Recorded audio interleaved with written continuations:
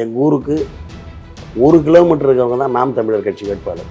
எங்களுக்கு ஒரு விதத்தில் உறவுக்காரங்க. அவங்க தான் பதட்டப்படுறாங்க நம்மளை பார்த்து. உங்களை பார்த்து திமுக பதட்டப்படுறாங்க. ஆமா, அந்த வேனில் வரும்போது அந்த கையை காமிக்கிறது. இப்போ கடைசியாக நகர்ன்ற ஒரு ஊருக்கு போனேன். எங்கள் ஊர் பொண்ணு சகுந்தலா வந்து என்ன நீ ஜெயிச்சிருவோண்ணா, நீ ஏன்னா காலில் விழுந்து ஓட்டு கேட்குறேன்னு கேட்குது. எங்ககிட்ட ஒன்றும் பணம் கிடையாது, நாங்கள் ஒன்றும் பொய் பேச போகிறது கிடையாது, மக்களை ஏமாற்ற போகிறது கிடையாது. உண்மையை சொல்லி வாக்கு கேட்குறோம் பார்த்தீங்களா, அதுதான் அவங்களோட பெரிய பயமே.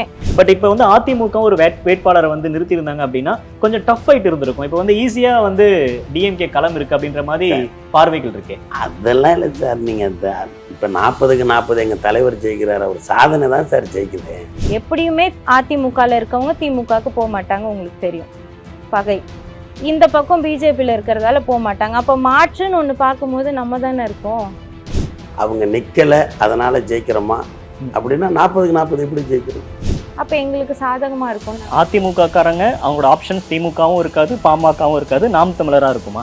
கண்டிப்பாக இருக்கும். நீங்கள் அதை இந்த எலெக்ஷன் ரிசல்ட்டில் பார்ப்பீங்க.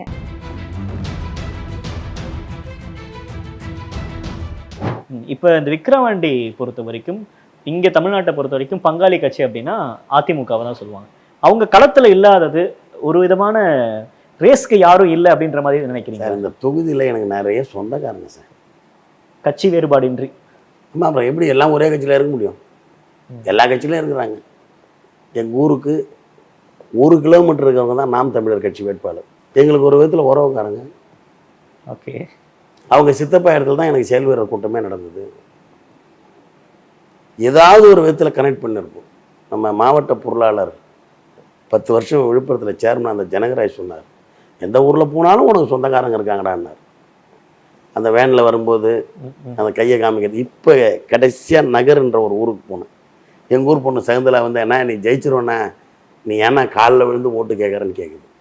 பட் இப்போ அதிமுக ஒரு வேட்பாளரை நிறுத்தியிருந்தாங்க அப்படின்னா கொஞ்சம் டஃப் ஃபைட் இருந்திருக்கும். இப்போ ஈஸியாக டிஎம்கே களம் இருக்கு அப்படின்ற மாதிரி பார்வைகள் இருக்கே. அதெல்லாம் இல்லை சார். நீங்கள் இப்போ 40க்கு 40 எங்கள் தலைவர் ஜெயிக்கிறார். அவர் சாதனை தான் சார் ஜெயிக்குது. ஏடிஎம்கே நிற்கல அதனால திமுக ஜெயிக்குது. இப்போ களத்தை எளிதாக என்டிஏ கூட்டணிக்கு விட்டு கொடுக்குது அதிமுக. அந்த இதை நீங்கள் எப்படி பார்க்குறீங்க? ஏன்னா இங்கே உங்கள் தலைவர் ஸ்டாலின் அவர்கள் தொடர்ந்து சொல்லிட்டு இருக்க ஒரு விஷயம் அதிமுக வலுவாக ஒரு அணியாக இருக்கணும், பாஜக கூட்டணி விட்டு இங்கே வாங்க, இங்கே அரசியல் அப்படின்றது திமுக விசஸ் அதிமுக அப்படின்னு தான் இருக்கணும் அப்படின்ற மாதிரி இருந்துச்சு. இப்போ களம் அப்படின்றது ஆட்டோமேட்டிக்காக 2வது என்டிஏ கூட்டணிக்கு போகுது இல்லையா? அது ஆரோக்கியமானதுன்னு பார்க்குறீங்களா தமிழக அரசியலுக்கு? அதாவது சார், அந்த அரசியல்லாம் பேசுகிற அளவுக்கு எனக்கு இப்போ இருக்கிற மனநிலை இல்லை. ஓகே, நான் இப்போ ஒரு வேட்பாளர். நாங்கள் எங்கள் கடமை செய்கிறோம். நாங்கள் கிராமமாக போய் வாக்கு கேட்குறோம், ஒவ்வொருத்தவங்களாக பார்க்குறோம். இன்னைக்கு கிட்டத்தட்ட காலையில் ஒரு 7 ஊராட்சி, 2 இடங்கள், 7 2 14 இடங்கள். இப்போ மாலை 9 ஊராட்சி, 9 2 18 இடங்கள் பார்த்துட்டு இப்போ தான் திரும்புகிறேன். இந்த நேரத்தில் நீங்கள் வந்துட்டீங்களா, உங்களை திருப்பி அனுப்பக்கூடாதுன்னு.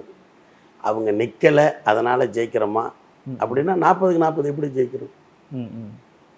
8% வாங்கியிருக்கீங்க. மாநில அந்தஸ்தோட சந்திக்கக்கூடிய முதல் பை எலெக்ஷன். எவ்வளோ கான்ஃபிடென்ட்டாக இருக்கீங்க? கள நிலவரங்கள் எங்களுக்கு பயங்கர உத்வேகத்தை தருது. நல்ல வேற லெவல்ல இருக்கு நம்மளுடைய சூழ்நிலை. ஏன்னா இப்போ ஏடிஎம்கேவும் பின்வாங்கினதால அங்க இருக்க ஓட்டுகள்லாம் இப்ப நமக்கு வரும்ன்ற ஒரு சாதகமான நிலைமை ஏற்பட்டிருக்கிறதால ரொம்பவே கான்ஃபிடென்ட்டா இருக்கும். பாமகவும் நிக்கிறாங்களே, அவங்களும் அந்த வாக்குகளை அறுவடை செய்வாங்கல்ல, அப்ப எப்படி அவங்கள விட பிஜேபி கூட்டணியில இருந்து விலக்கிட்டாங்க.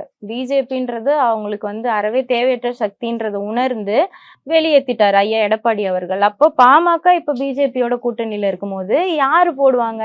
ஏடிஎம்கேல இருக்கிறவங்க உண்மையாவே அந்த கொள்கைகள்ல பின்பற்றி வரவங்க, அவருடைய தலைவரை ஏத்துக்கிட்டவங்க, ஐயா எடப்பாடியை மதிச்சு அவரை தலைவரா ஏத்துக்கிட்டவங்க, அவர் தூக்கி போட்ட கட்சியை சுமந்துக்கிட்டு வர பாமகவை ஏத்துக்கிட்டு ஓட்டு போட மாட்டாங்க. எப்படியுமே அதிமுகல இருக்கவங்க திமுகவுக்கு போக மாட்டாங்க, உங்களுக்கு தெரியும். பகை இந்த பக்கம் பிஜேபியில் இருக்கிறதால போக மாட்டாங்க. அப்போ மாற்றுன்னு ஒன்று பார்க்கும்போது நம்ம தானே இருக்கோம். அப்போ எங்களுக்கு சாதகமாக இருக்கும். அதிமுக காரங்க அவங்களோட ஆப்ஷன்ஸ் திமுகவும் இருக்காது, பாமகவும் இருக்காது, நாம் தமிழராக இருக்குமா? கண்டிப்பாக இருக்கும். நீங்கள் அதை இந்த எலெக்ஷன் ரிசல்ட்டில் பார்ப்பீங்க. இங்கே விக்கிரவாண்டியை பொறுத்த வரைக்கும் திமுக சார்பாக 10 அமைச்சர்கள் போட்டிருக்காங்க. பதற்றமா இருக்கா உங்களுக்கு? 10 அமைச்சர்கள் எல்லாரும் தேர்தல் வேலைகளை பரபரப்பா பார்ப்பாங்க. பதற்றமாலாம் இல்லைங்க. உண்மையை சொல்ல போனா அவங்க கார்ல போகும்போது நம்மளை பார்த்து வணங்கிட்டு தான் போவாங்க. நம்மளும் அவங்களுக்கு மரியாதை செலுத்துறோம். அவங்க தான் நம்மளை வந்து அவங்க 10 கார் போச்சுன்னா நம்ம ஒரு 4 கார் தான் போவோம். அவங்க தான் நம்மளை வந்து 4 இப்படி கார் போற பாக்குறாங்க. அளவுக்கு இருக்கிறது ஒரு பெரிய அப்படி சொல்லல, பெரிய அளவுக்கு இருக்கிறோம் அப்படின்னு சொல்லல. அவங்க 10 கார் போற இடத்துல நாங்க 4 கார் போனா கூட அவங்க தான் இப்படி பாப்பாங்க நம்மள. அவங்க தான் பதட்டப்படுறாங்க நம்மளை பார்த்து. உங்களை பார்த்து நம்ம திமுக பதட்டப்படுறாங்களா? ஆமா, இப்ப எங்களுக்கு எந்த பயமும் இல்லையே. எங்க கிட்ட ஒன்றும் பணம் கிடையாது. நாங்க ஒன்றும் வந்து பொய் பேச போறது கிடையாது. மக்களை ஏமாற்ற போறது கிடையாது. உண்மையை சொல்லி வாக்கு கேட்குறோம் பாத்தீங்களா, அதுதான் அவங்களோட பெரிய பயமே.